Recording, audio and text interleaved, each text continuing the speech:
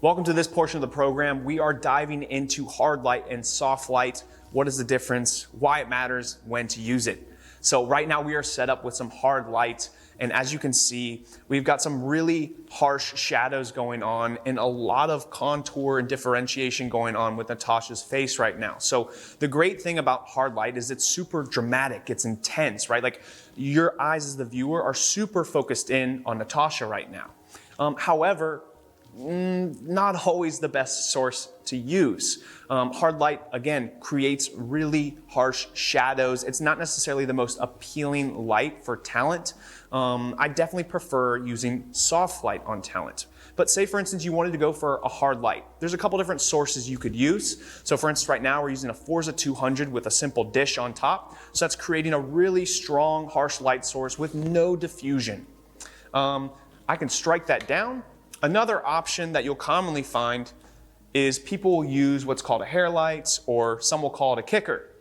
So we can use this right here. And again, we are lighting Natasha from the back. And as you can see, again, we have a super dramatic effect. And then oftentimes you'll also see hard light just coming naturally from the sun. So really, when people are using a hard light source outside, aka the sun, you'll most oftenly find them utilizing that from back. Backlighting is my most commonly recommended thing when filming outside and having that hard source of the sun.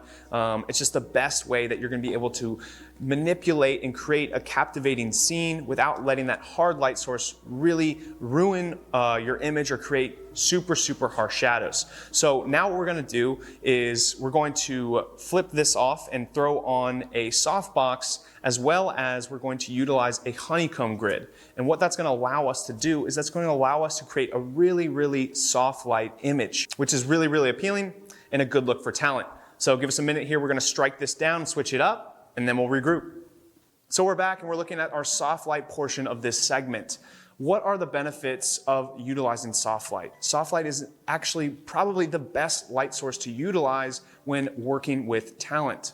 Why? Because it is so favorable to people. It minimizes shadows. It creates really smooth highlight rollover, and it just creates a more youthful look for our talent. One of the big things at getting a soft light is having a big light source. Now, the other biggest element is having diffusion. So we're actually still using the exact same Forza 200 to light this scene and environment. The only difference is we've now thrown on a softbox. And so this softbox is really allowing us to get a much softer source. However, there's ways we can take that even further.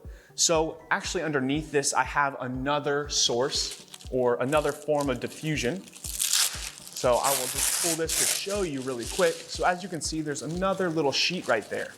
So if I pulled this off, we would get less of a soft image because we have less diffusion for the light to go through.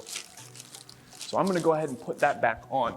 Now, the other thing we want to look at when we're focusing on soft light and trying to control our image, because at the end of the day, that's what cinematography is all about. It's controlling our lighting in our environment, really trying to manipulate and master it, create the scene that we want to.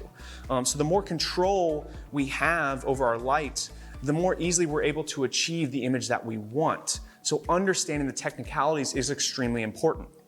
So in this scene here, we've got a really nice soft source, and looking at it, it looks pretty good. I'm pretty happy with the image right now. However, if you can see, we're also getting a lot of spread. It's hitting on the walls, it's hitting all over Natasha.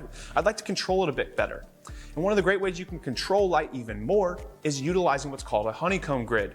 And so what this honeycomb grid does when I throw it on here is it blocks the light from spreading.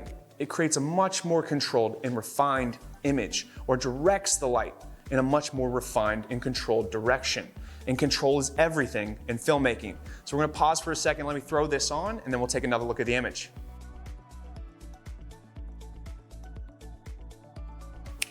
All right, and we're back. Now you can see we'll just flip back and forth a couple times for you guys as you're seeing here between the honeycomb grid and without the honeycomb grid. So as you guys can tell, looking at the image, there's a pretty stark difference, and especially even more stark difference when we look at hard light compared to the soft light source utilizing a softbox and honeycomb grid. However, when we're talking about soft light, we also want to typically look at gently adding in some additional fill. Most commonly when we're doing soft light, we're probably trying to, again, complement our talent. So we're typically leaning on the beauty side. And so with that, I'm gonna add in some fill. So as you can see here, we've got what's called a black floppy and flag. And so it's called that because it is, well, a black flag that flags off and controls light. It's also called a black flag floppy because it has this little flop piece out here that flops out at the bottom and again helps block and control light. So what is the benefit of having this device? Again, the benefit is it allows you more control as a cinematographer, allows you to better refine and direct the light the way you want to. In this case, I want more light. I want to add a little fill. So I'm going to remove this. And as you can see, now we've got more fill in the image. Now personally, I want to take this down a little bit. It is a little hot, a little much. Let's take a look at the image now. Much better. Like that a lot. So as you can see, we're getting a really nice soft light source. And what's typically, this typical setup would be called Rembrandt lighting. It's called Rembrandt lighting because it reflects Rembrandt painting back in the, I believe it was Renaissance days. And so most commonly when you saw Rembrandt lighting or Rembrandt painting back in the days, it was called that way because they always had a particular look when it came to the light in that painting image. There would always be almost like a little pocket sitting right there on the shadow side of light hitting. And everything else is kind of just this soft overlay of shadow. So if you go check some of those painting notes from back in the day, you'll see how that emulates what we've got in this setup right here. So we've got some beautiful Rembrandt soft light, and then we've got a nice fill. And so again, this part is really personal preference. You know, it's absolutely not necessary when we're just talking about hard light and soft light. But again, typically when we're doing soft light, we're focused on beauty lighting, something that's going to complement talent. So adding in fill at your own discretion can be beneficial to minimize and control the shadows as much as possible. Perhaps your client wants a little more shadow, they want a little more drama in the scene, or perhaps not. Like if you're doing a L'Oreal campaign, you probably don't want shadows, but maybe it's a somewhat sensitive topic or a heartwarming documentary. You probably want a little shadow there, right? We want a little more drama, a little more intensity. And that's really the key components and differences between hard light and soft light. Again, know the differences, know when to utilize them. Hard light is much more dramatic. You should be very intentional with that one because I find that it's only useful really for very, very intense scenes or if you're trying to create silhouettes. Soft light is what you're most commonly going to be using.